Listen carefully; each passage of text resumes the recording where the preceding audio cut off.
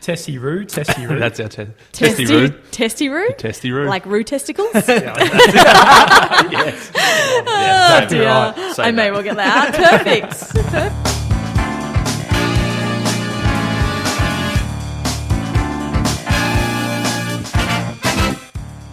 We just spoke with Libby Babet.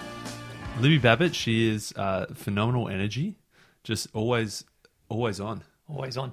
So she's running about 6 different businesses, all in the health space. She was a trainer on The Biggest Loser as well.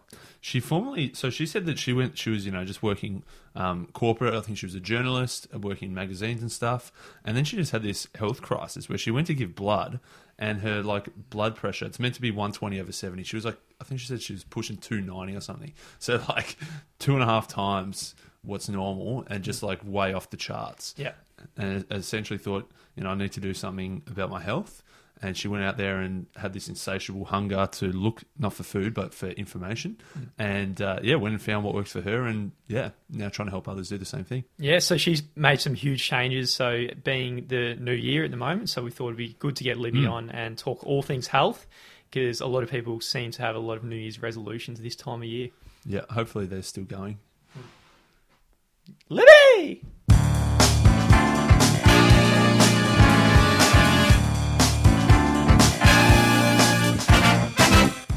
Thanks for coming on the show, Libby. Oh, you're so welcome. So happy to be here. I thought if you could just start by telling us a little bit about your story and your background, and before you really got hard into the health and fitness space. Yeah, well, there have been a few things, actually. I mean, I'm a qualified journalist, so I wasn't in health and fitness from the start. I was a hard news journo for many years, newspapers, a little bit of TV, but I kind of left that when the young girl got sent on too many of those, find out how everyone feels after such and such or such and such died. That tended to be that was me. That ended up being me because, we're young and friendly, us girls.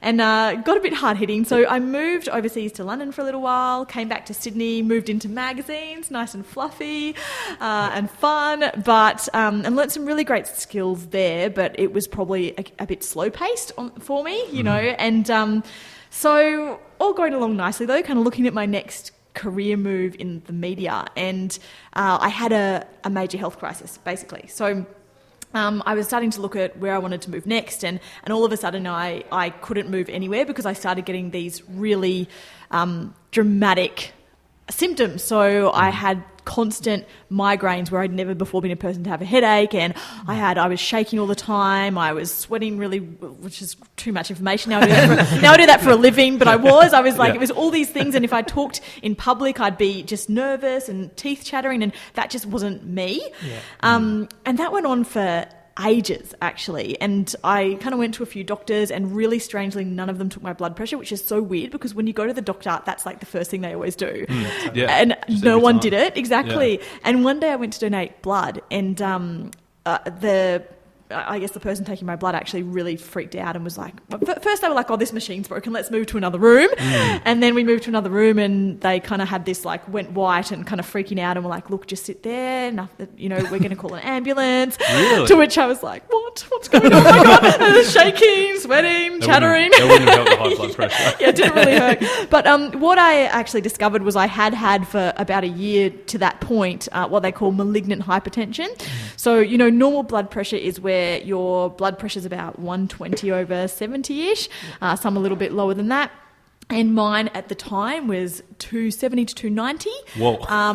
Over 150 to 170. Wow. So it was almost, they thought even for a person with malignant hypertension that was almost impossible, and they were really freaked out by it, so was I.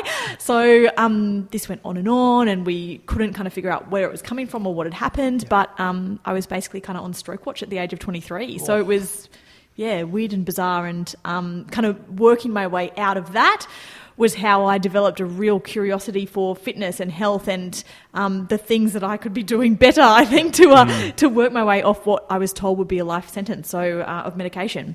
Yeah, nice. So, I guess, how did you Where did you look to for the advice, things to do differently, and how did you, I guess, learn? Yeah, it's funny that that whole experience for me developed what I think is my own philosophy towards health and fitness, which can all be boiled down to one word, which is curiosity.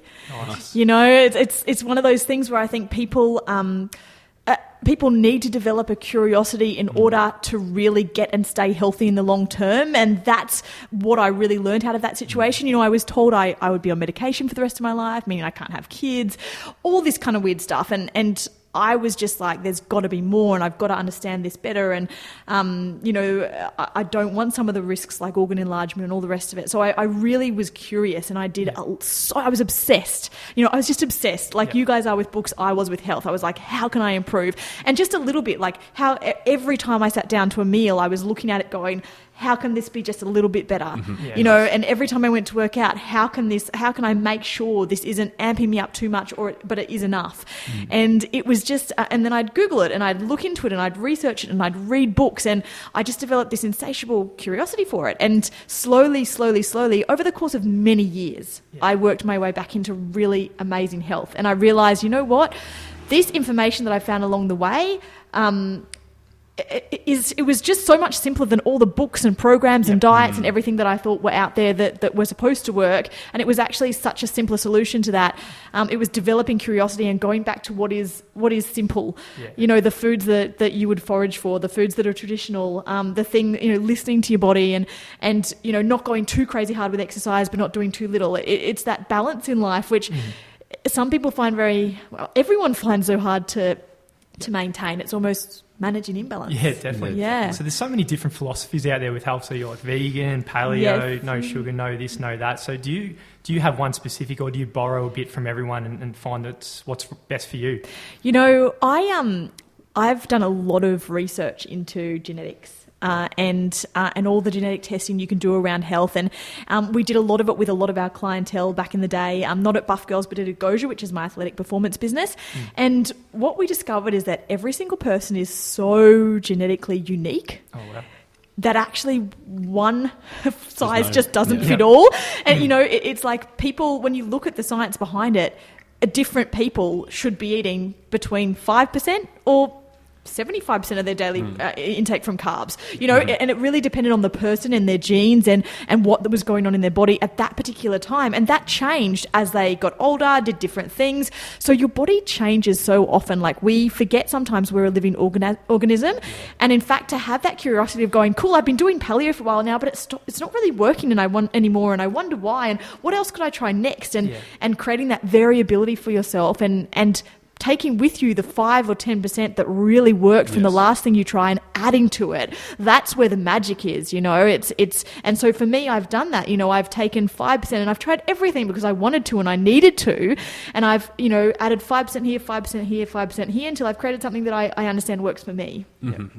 How do you go then, obviously then trying to teach other people? Because then you can't then just say, this is what I do this, because totally. How do you sort of foster, everyone's looking for that quick fix, how do you then foster them to have their own curiosity? 100%. And I think, when you're working with people one-on-one, this is why personal training is so magic. I don't think I've ever had a client to whom I've provided training that's magical, but what I have done is start to learn about them and what they're doing and change their dietary habits and change their exercise approach based on what they're doing individually. So that's why one-on-one's so magic. But going beyond that, because I'm at the stage now where I have 5 businesses, we write books, I can't do one-on-ones very often anymore. So you're exactly right. It's about teaching people to develop that curiosity, and it's different for different communities and what motivates them. So, with the BUF Girls, which my book Totally Buff is written for, and BUF kind of stands for us for, it stands for beautiful, unstoppable and fearless, which is not to say, oh, be beautiful and fearless. It's more to say, these are 3 things that as I was coming back and working my way back to health, they were 3 things that I found were really core to my happiness. It was these beautiful connections with really supportive communities, because it was easy to feel lonely coming back from that hardship. It was like an unstoppable body, so a body that was healthy and fit and that didn't have restriction. And then it was a fearless mindset that allowed me to go, this is hard, but I can move forward and improve. So what we try and do for our communities is we try and create a really positive association with health and fitness. We do that at BUF Girls through creating those, beautiful connections, really fun workouts that make them feel like they want to get fit. They don't need to, but they want to because it's fun, and they slowly develop that unstoppable body and continually working on mindset. So, and through those experiences, it's feeding curiosity. But what I do love to do is remind people how simple it is. So instead of going, you know what, here's all these things you could try and it's completely overwhelming and some might work and some might not, and who knows. It's like every single meal that you sit down to or every snack that you're about to eat, just pause and have a look at it and think realistically, what is this doing for my body? Is it helpful? Is it not helpful? Are there some things that just could be improved? For example, if I've got a sandwich with salad and ham and cheese on it, could it be more helpful if I ditch one piece of bread and put a bit of avocado in so I've got a bit of healthy fats? It's just looking at those small improvements and being curious. So we actually do just teach curiosity as a skill. And to do that, you don't have to do much more but continually remind people to look at what they're doing and check in with how they're feeling. Yep. And I see at some of your workouts I've seen on Instagram, you got, in a big warehouse and you're pumping music and you're really getting into fun. Can you tell us a little bit about what kind of exercise you guys do and how you bring this awesome energy into it? Totally. So we have a little bit of a different approach with BUF Girls. So there's two different businesses for me in health and fitness. Obviously, I've got a Goja, which is my athletic performance, train like an athlete hub. And that's for people who already love and need and desire sport and high-tech fitness. BUF Girls was made for the people that, as I was when I was coming back from those health issues, I felt, for the first time in my life, I felt intimidated by sport because I knew that, I'd always been into sport, I loved it, but now my confidence was shaken. I couldn't necessarily go and do crazy long runs and hardcore sprinting and crazy team sports because it would be too much for me. Yeah. And then there was yoga, but then there was nothing in the middle that was just kind of fun. Yeah. So with BUF Girls, we decided to do that. Now, all the girls we actually have brought into that business as trainers also have a performance background. So we deliver what we call an entertainment experience. So yeah, you said exactly it. It's fitness merged with entertainment. So how we do that in our big live party workouts is we partner with people like the Hit Network, who we've just partnered with for this latest Australia tour, and we work with them to develop killer playlists, and our music is matched to that. And it's this experience that just lifts you because you're moving, it feels good, it's to music, one of the basic human loves. Yep. There's a group of girls there, there's lighting, and you just are caught up in the experience. And our goal is people leave and they go, you know what, I want some more of that. And they hunt for it, and there's that curiosity. Nice. They're suddenly curious for where else they could find that. And that's all we want to do, is light that spark. Yeah, awesome. But how we do that in boot camps, because we also do have boot camps where we haven't got music and stage and all that kind of stuff. And so what we do down there is we theme things. So, we'll have a week that is, it might be, it might be Hollywood week. And so we're actually training like, for example, like Scarlett Johansson trained to be in the Avengers, or I don't know if she's even in this latest one, but, we look at movie stars and how they train for roles. And so instead of saying, girls, you're coming to a cardio workout, it's like, hey, you are doing Scarlett Johansson workout tomorrow. Like, you do not want to miss that, baby. So it's just looking at ways to make people curious, I think, and excited and have a fun experience with fitness, because I think, I don't really think I'm a PT. I'm someone that really just enjoys shifting people's life cultures, helping them create that epic life themselves. Yeah, if you look around the community now, if I was walking through like a shopping centre or something, the sheer size and unhealthiness, if that's a word, I guess, of people is absolutely unbelievable. So, yeah, the community side is so important, because if you just look around, and you follow the herd, then what the rest of the herd are doing 100%. is not necessarily the right thing. And this is the thing, like, I really do honestly believe that 95% of the fitness industry, as awesome as they are, they're set up for people who are already interested in fitness, so true. And so something that I've always tried to do with all my businesses is go, how can we intrigue that 5%? Even with a Goja, which is my more athletic concept, it's made for people for whom they wouldn't do CrossFit or heavy weightlifting or that kind of stuff, because what they are is team sport athletes or individual athletes or Olympic athletes who are looking for something that won't ruin their body off season or won't overbulk it or all that kind of stuff. So it's team sport based. Nothing wrong with that stuff, but for those athletes, it's like they need to maintain as much muscle as they need, to build as much muscle as they need, but no more.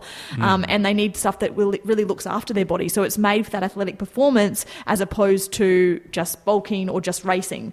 And so it's looking for those 5% communities where they're not being, that no one's creating something for those. Let's do it. Yeah, for sure. You know, yeah. I guess on the bigger, against sort of the society level, what are some of the issues you're seeing? You mentioned maybe dumping one of the pieces of bread. What do you think is some of the biggest and easiest fixes, I guess? Yeah. Number one, have you guys seen a documentary called The Motivation Factor? No, I haven't. Oh like the list. my goodness! Please watch it, because there's nothing almost that I can say to you that will stoke as much like motivation as that movie. It's about a fitness program back in the 1960s that good old JFK actually implemented in America. Well, he kind of encouraged when he saw that America was just becoming massively overweight, and he was like, you know, we need to do something. And one of the schools, La Sierra, created this program. And what they did was they replaced the first hour of all their kids at their school's day with fitness, not sport, but fitness. So they had a calisthenics program the whole school used, and they improved it and built it. So you see this footage of hundreds of kids doing this calisthenics in time. And they built them an obstacle course where they would go and do this obstacle course, and they had to practice and practice to race through it quicker. And when they got to certain levels of speed and performance and strength, they could go up a level in a colour scheme that was in the school. So they could go from white to blue to yellow, and they got little shorts that matched their colour level. And these kids were intrinsically motivated to do that. It was gamified. Yeah, you know, it was fun. And so they actually now, like, however many years later, these kids, some of them are in their 70s and 80s and whatever, and they are still doing their calisthenics routine. Their whole life, they talk about, they've been, every time they lose motivation in their life, they think back to that and how much it improved their well-being, and they go back to exercise. And so for a movement factor, it's like, how can we make fitness now not this thing that is actually an other? You know, it's this other thing that, you know, is on top of what we do, and we have to make time for it. It's like, actually, how do we make it part of our life culture? And I think when it comes to movement, that's the key thing that's missing, because, you know, if I often work with top-level entrepreneurs, C-level, you know, women who are like, I just can't find the time from it. I've got all this stuff going on, all this responsibility. And it's like, cool. So do you think you could be more productive? At what point in your day do you actually start to lose focus? You know, where is that point in your life where, you know, do you get home exhausted and sit on the couch with a glass of wine? And we look for those, you know, how do we think all of those things can be improved? And often a lot of the time, the solution is more movement, not necessarily exercise, but movement. Like, I'm not connecting with my family because I'm exhausted at the end of the day. Cool. Instead of the one on the couch, grab your family, go for a slow walk around the block a few times. Like, and it connects you like nothing else. It can be such a lifesaver. And looking at movement as not something that's like work versus play, but like play fuels your work. So it's not like, almost like play is not the opposite to work. Play actually drives the work. It creates energy. Like, you can't do anything if you've got no energy. And exercise, movement, play, creativity, all those things are what actually create the energy for what you do and love. And if you get to the peak of your career and all the goals you ever had, and you're not healthy and you're not happy, then what was the point? Yeah, unbelievable. You know? And for you, did fitness come first before you became, say, unstoppable and fearless and all this confidence, and you started taking on businesses? Yes. Was that after you got fit and you got all your health together? So, yeah, I guess it was kind of hand in hand. Yeah, I started by going out as I was getting better and trying different things, and I found a few places that I could go that I thought, you know, this is a nice community. It's still not encouraging us to bond, but there are nice people here. And I know there were places that were, you know, yes, it's given me a good workout, but I'm still not getting that connection. But I worked on my fitness. I started to build back up to a certain level, and I was still on medication when I started my first business, BUF Girls. Yep. But I was certainly feeling a lot better, and I had started to reduce the amount that I was taking, which is not possible for everyone in that situation. But for me, it turned out to be possible, which I'm really lucky and grateful for. But I was starting to become healthy again, and I got to the point where I thought, you know what, I actually... now I'm feeling like I'm ready to contribute to the world again. You know, sometimes in life you have these periods of time where you actually just have to look after yourself, and you don't have much more to give. And that was kind of one of those times for me. And I started getting to the point where I was like, you know what, I'm not completely better, but I feel strong and I feel ready to give back again. And so BUF Girls started actually as something that was just for my friends. I kind of sent an email out and I said, everyone, please just reply with a yes, me, if you are too scared to exercise at any of the places that are available currently, but you would love to. And I got so many emails back from girls that were like, me, yes, me, yes, me, yes, me. And I said, cool, just for you guys, I'm going to put on a 2 weeks of free boot camp. We're going to make it really fun. Like, meet me down at Bondi, all the girls that are there. And I did another one closer to the city for the girls that weren't.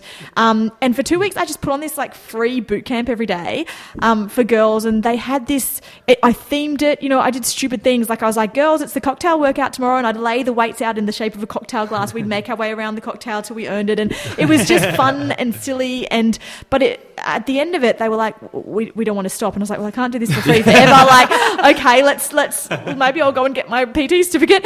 And then I created the BUF Girls, what is now the BUF Girls. And it was really exciting to me because I thought, you know what, as most businesses start with, it's like you're filling a need for yourself that it turns out other people have as well. And so that's how it begun. And then I got the business bug, and it's funny because I never thought I'd ever own my own business before this. And now there's 5. Oops. That's awesome. I'm keen to get back to the health stuff in a sec, but I like how you were saying that the business side of things as well, where it's almost, I guess, probably unconsciously like the lean startup. You didn't go out and think, oh, I'm going to rent a gym, I'm going to get my certificate, I'm going to buy $100,000 worth of treadmills and stuff. And so the first thing was just free workouts on the beach. 100%. And would that sort of be the way you'd recommend people starting businesses? Yes, you know, BUF Girls in itself now has many business units within it. But at the time that I started my second business, Agosia, it was really just a boot camp on Bondi. Agosia is a gym. It's an expensive setup. It's got expensive equipment. It's a premium experience, and it takes a lot of skill to run it. And it was funny how I actually got to take over that property. It was one of those magical moments in my life. But I can 100% say with absolute clarity that if I hadn't done a business hadn't started a business 2 years previous, that I'd had to build from nothing and learn all the baby skills on the way up to make them bigger skills and create a community and know what it takes to do that, it would have been an absolute, probably a failure, that gym space, and a big one. So, I definitely am a big believer in lean startup. You know, it's either, for me, all the businesses I've created since have either been the lean startup method, really, or it's been a case of look at what's been done and partner with people that are doing it to do it in a different market. And I think that's been, definitely an important part. Yeah, absolutely terrific advice. In a lot of our podcasts, we talk about, say, big Larry on the couch on Friday night, 12 beers down. And about 3 months ago, he went to the gym for about 4 weeks. And and he's just having a ciggy right now. Hey, Larry. Get up. Someone like... So when it comes to building habits, do you have any advice for building habits? Because that's probably one of the biggest hurdles for a lot of people. Yeah, I talk a lot about incremental builds, and I talk a lot about... what I call workout snacks, movement snacks. I think, a lot of the time when we feel like, oh, we need a beer, we need a snack, we need this, we're looking for it to fill a void. Like we're like, I'm bored, or I'm restless, or I don't know what to do, or I'm stressed. And I often say, just check in and go, do you really need that? Or would you actually get what you needed more from doing a workout snack? Maybe not even a workout snack, but a movement snack. So those can be as simple as getting up and going for a lap around the block, which takes 5 minutes. It's going to take just as long as it does to eat a chocolate bar, no more. But it does all the things you're looking for out of that chocolate bar in a much more effective way. And I do the same with, take my parents, for example. I've been working with them now for many years to slowly increase and build on their movement and on the improvement of their eating. And I'm so proud of where they're at today, but it's taken a long time. It's replacing one habit and then the other. And that's why when I wrote my book, I really focused on one habit per week for people to add to their I guess armory of tasks, not tasks, what's the word I'm looking for? Armory of tools, skills. One of those. So it's one focus habit a week, because if you say to someone, change everything, it's like they're going to fail somewhere along the way. And so what I'd say to Larry is, Larry, let's have a talk. Now, I don't like rules. So I'm never going to tell you to stop drinking your beer, to stop having your cigarette, to eat 1,200 calories a day, or to work out every day. I'm never going to tell you that. But what I really love are really positive life cultures that are based on principles that you personally, Larry, want to uphold. So talk to me about what you want to achieve in your life. And if Larry's like, you know what, I just want to be the best dad possible, and I really want to bring in enough income for my family to have epic holidays once a year, and that's it. I'm a simple guy. That's all I want. And I want to be able to watch my favorite TV shows. Cool. 3 awesome goals. So 2 out of 3 anyway. So let's talk about your family. Like, you want to be the best dad possible. What does that mean to you? Like, what does that really mean to you? And he's like, well, I want my kids to have fun with me. I want to spend lots of time with them. And what kind of time do you want to spend with them? Is it time in front of the TV, or no, it's time doing what they want to do? What do they want to do? He plays baseball. He loves soccer. He loves whatever. Cool. Do you ever do that with him? No. Do you think he'd love it if he did? And so I really like to encourage people to look at what they want to achieve in life and then set some principles. Okay, Larry. So yeah, me, Larry, I want to be the kind of dad that, plays with his kid every afternoon when he comes home from work, and that's what my kid remembers about me. Awesome. So what can you do every day? We're going to put in place playing with the kid and keep that front of mind, but what can you put in place to make sure that playtime is fun and active and you enjoy it as well as him? Well, I probably need to get a bit fitter. Cool. What could you do every day? You go for a walk in the morning, walk at lunchtime. And it's looking at creating a movement culture for themselves that supports what goals and what they want to create for themselves, and that's lined up with their principles, not just what they have to do.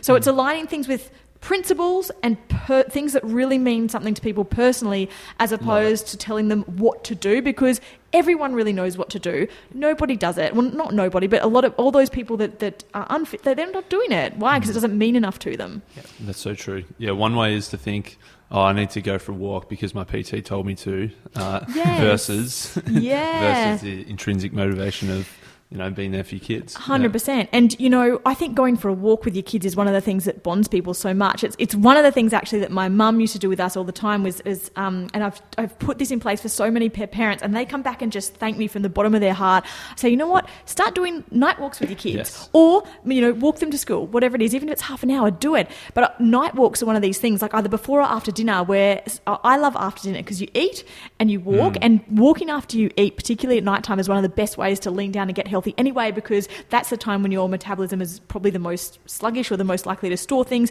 and you can pep it right up again, and your body can actually use that energy and put it in your muscles instead of in your fat cells.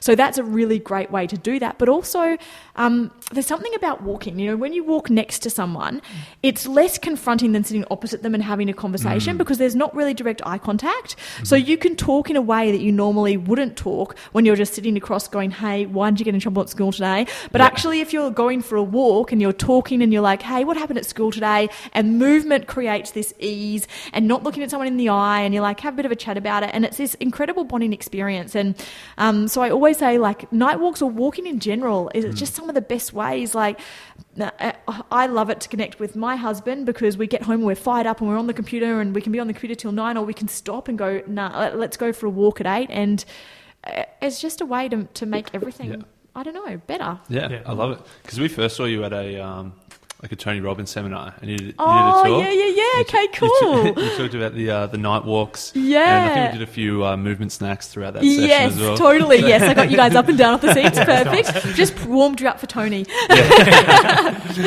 So what are some other... So you mentioned just a lap around the block. What are some other workout snacks people can do? Yeah, totally. So look, one of my favourite things to do, and I actually need to get some of these online because I Google it all the time and it's the best, but I haven't actually put one up there myself. But if you Google 5-minute mobility routine or 10-minute mobility, you can see lots of really great movement coaches have put up there just these little 5-minute mobility routines, which aren't stretching, because I think people find stretching really intimidating, but it's just things that actually get your body moving after you've been sitting down for a long time. Or there's some really good ones. I love, if you Google 5-minute morning mobility, there's a couple of guys there that actually they'll come up first all the time, but they do these beautiful 5-minute mobility routines you can do in the morning that just open your body up, open your hips up, make you feel amazing at the start or the end of a day from either lying down all night or sitting down all day. So little things like that. I really love picking 2 exercises or 2 stretches and doing 10 of the first one, 10 of the second one, like 10 reps, and then 9, 9, 8, 8, 7, 7, 6, 6, 5, 5, 4, 4. So I'll use that one often for people if they want a little mini lunchtime workout. I say, go out, walk to a park, choose 2 exercises, squat and push up, do 10, 9, 8, 7, 6, 5, 4. It doesn't get you too sweaty. You can walk back, go back to work. Little things like that, because everything counts. And my all-time favourite is actually just walking. Like, I really think it's such an underrated thing these days. Like, we used to walk everywhere. We don't anymore. I personally notice the difference massively in my body shape, performance, sticking, like the ability for my hips and my shoulders to move, my neck to be more free when I walk more, because it's just that basic locomotion that actually, really supports your fascial or your connective tissue health. And at the same time, it does exactly what you need to do, which is a lot of low intensity exercise, because high intensity is all the rage these days, and I love high intensity. You guys know that. But people will always get better results when they do a little bit of high intensity and a little bit of strength mixed in with a lot of low intensity. Fantastic. So is there any books that you've read in your life that's been influential for you and that you recommend for our listeners? Okay, look, this is not yeah, okay. I'm going to say I actually love, for life lessons, reading fantasy and sci-fi books. Now, the reason being, you read them and there are always intrinsic life lessons in them. There's heroes that go on the hero's journey. They start something, they're not sure, they break through, they fall down, they go again. And it's really interesting because I've read so many business books. Like, I'm an absolute Audible junkie. Like, I love listening to business books. I love podcasts, all that kind of stuff. But in actual fact, when I sit down to read, fantasy and sci-fi novels do two things. They're completely not of this world. So they take your mind away from thinking business and away from thinking, of what you need to do, and put you in a bit of a meditative state. But number two, they always take you on a hero's journey that is fraught with lessons and quote. I always have so many quotes written down that I love.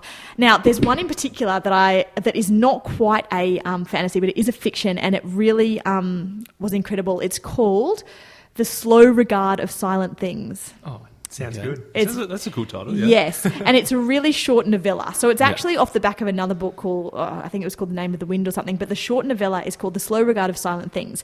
And it's about this one girl child, basically, who lives beneath a city in a sewer system. And it's just a reflection on her mind and the world around her. But it actually, I give it to anyone who's feeling lost, anyone who's feeling not confident, anyone who's feeling like they're not normal or they're anxious. And it really, every sentence is a quote that you just go, yes, everyone needs to know this quote. It's and it's just it's a beautiful reflection on one's own mind. So The Slow Regard of Silent Things. Sounds real Zen, almost a bit Buddhist or something. Almost. It's a little bit of a Buddhist. Yeah. It's funny because it's from a main series. There's a main series of fantasy books that's done really, really well, and it's like a little novella off the side of it, but it's every single line is like a little Buddhist reflection, 100%. And I love Buddhism and all that stuff. It's great. We're fully committed to non-fiction, but everyone. Oh, a lot of people we speak to say sci-fi actually a lot. Yeah, and maybe you have to branch out. Yeah, kind of. Yeah, but start with The Slow Regard of Silent Things. It's short. It's short. Will do. And what other habits? You mentioned like meditation, I think, before. Do you meditate regularly at all, or any other things like that? I must admit that I'm not good at meditating by myself yet. But what I do is a lot of meditative practice. So I don't necessarily just sit down and have a mantra that I repeat. I've never been great at that. I'm hoping to get better. But I do, for example, I float a lot. Nice. I love floating. It's something that isn't it amazing? Yeah, it's like I really thought that I'd just be bored in a bath. But in actual fact, it's probably the only thing that allows me to, I talk about it like this, like my mind is one of those minds that, and as I'm sure everyone feels the same, that has 1,000 tabs open at once. And no matter how much I plan or structure things, it's like everything's open and it's overwhelming. And going into that float chamber just allows me to slowly like close down the tabs and just reboot the computer. And I just come out of those things feeling like I've got clarity on everything I need to do in my life. And I love that. Reading for me is another meditative practice. Reading fiction, particularly. I listen to ravenously, non-fiction books all day long. But when it comes to those fiction, the fantasy, the sci-fi, I read every single night. I can't remember a day that I haven't. No day. Yep. And if I don't, then I go to bed with a fuddled mind, and I'm up all night thinking about things that I need to do. Yeah. So that 10, 15 minutes even of just reading and focusing on a world that's not my own is something that I think does that for me. Yep. And the last one is walking and nature. Like I'm a big nature baby, right? So I surf badly, but I love it. And I go for hikes and I even just walks. Like I love, like I said, night walks and all that kind of stuff. And I will actually force myself to not look at the phone, but actually just appreciate trees. feel like I'm one of those weird people that's like, feel the energy from that amazing tree. These beautiful stars, soak it in. I'm like, this is so weird if anyone was in my mind right now, but then they'll read the slow regard of things have become normal. That's So it's perfect. I think it's a big one, the phones. Everyone's just always addicted, always that constant stimulation. There's always something there to scroll through. Totally. And it's just, I think it's important to switch off and suck in some tree energy every now and then. It really is, I'm not anti-phone at all. I think they're a really important, it's a really important part of our generation now, and the way we communicate and the way we connect and the way we buy and sell and promote and get inspiration, all the good stuff as well, and learn. It's a big way of way to learn. So, but it is important to also remember that everyone putting stuff into that space are people that have an agenda, and Definitely. It can be overwhelming. And so it's really important to also log off from that and go back to reality, because when you put your phone down and you go for a walk and you are looking up at the trees, or you go into the ocean and you paddle out and you catch a few waves, or you go for a hike where there's no one around and you realise, you know what, this is real life. And the realisation I always have is if all the stuff went away, I'd still be happy, might even be happier. I don't know. It's important to remind yourself of that instead of being in your own, media cloud. Yeah, for sure. So what's next in 2018 for you guys and your businesses? So, I mean, it's funny. 2017 has been a huge year, in particular for the BUF Girls. We've released a book. We've released our protein powder, a number of food products. We've done this Australia-wide entertainment tour, which has been incredibly fun. And we have really strong plans in 2018 to do all that again, of course, but also to open some really beautiful studios for women. So that's in the plan for that. And we've just relaunched our online program, which I'm really proud of, and are looking at a whole bunch of digital products sprouting out from that and off that I think are really going to be exciting for women out there that are a part of our community, and also that want to be a part of it but don't know yet. Yeah. So that's really exciting. Of the other businesses, obviously, Agosia, we'd love to expand. This Natural Life, our food product range, we're expanding, which is great. And for myself, in order to, talking about creating these healthy, happy life cultures for people in business, we are obviously doing Nurture Her, which is a really incredible, immersive bizcation for women in late 2018. It'll be in October. And I'm really excited for that, because it's an area that, like I said, they need us the most. They need to refresh, they need to recharge, they need the well-being, they need the wonder, because they're often stuck in process. And I don't know about you guys, but for me, I often need to change my environment, to shift my thinking, to change my businesses.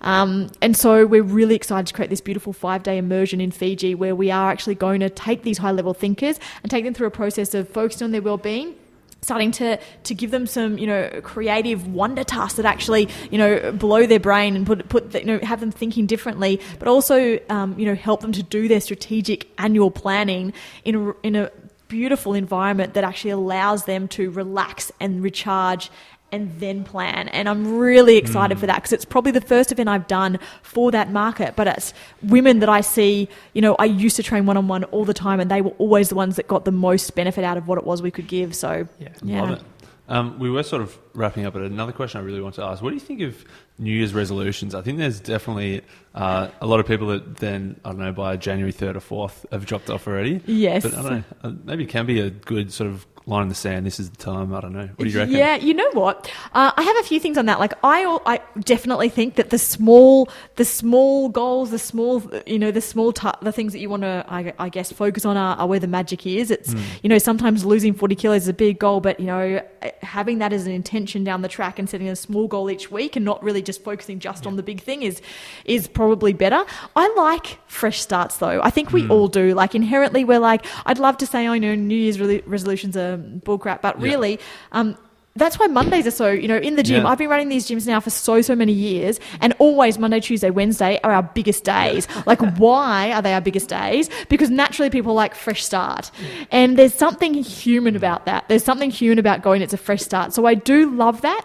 But what I would say, I often say, and I think I talked about this at the Tony Robbins seminar, is that I don't really love going, here's my goal, because there's an end point to that goal. It's what's my intention? What's my intention for 2018? For me, I want to create, at the end of it, I've got this amazing event for women where I really want to inspire them to create healthy, happy life cultures, achieve their business goals and overachieve them because they are healthier and happier.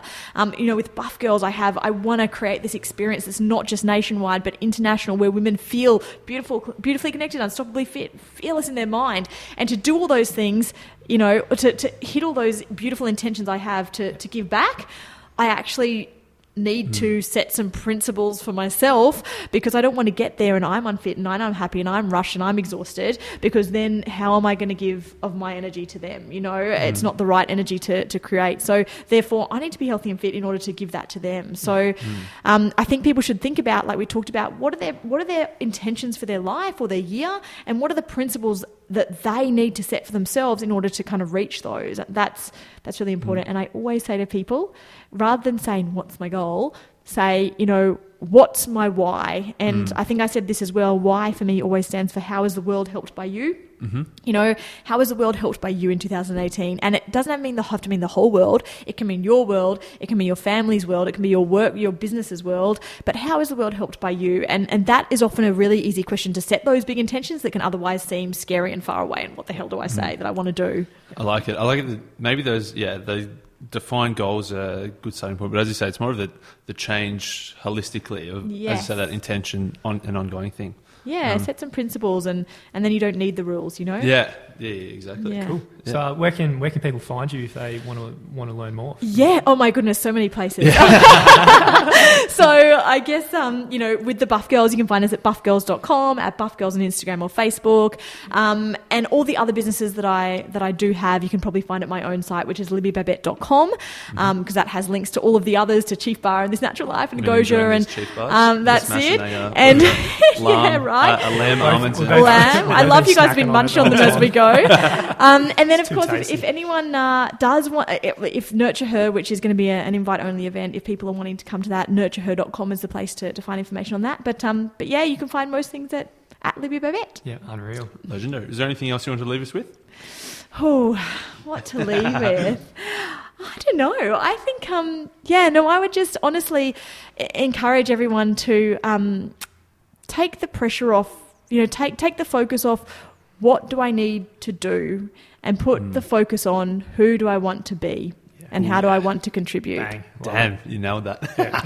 Boom. Now I've got to go do my planning myself. Oh, thanks, guys. That was Thanks awesome. so much. Hey guys, Adam and Adam here, just reminding you of our competition we have going on. So you can win every single book that we read and review this season. So some absolute juggernauts. 3 potential ways that you can win. Yep, so the first thing you can do is leave us a review on iTunes. The second is to fill out our survey at whatyouwilllearn.com/survey. And number 3, just buy a book and send us an email of just showing that you bought a book. Yep. So we love books. Hope you do too. You can win all these books for either yourself or to give away to people and change a few lives. Basically, you can enter once or you can enter 3 times. Yep, get stuck in.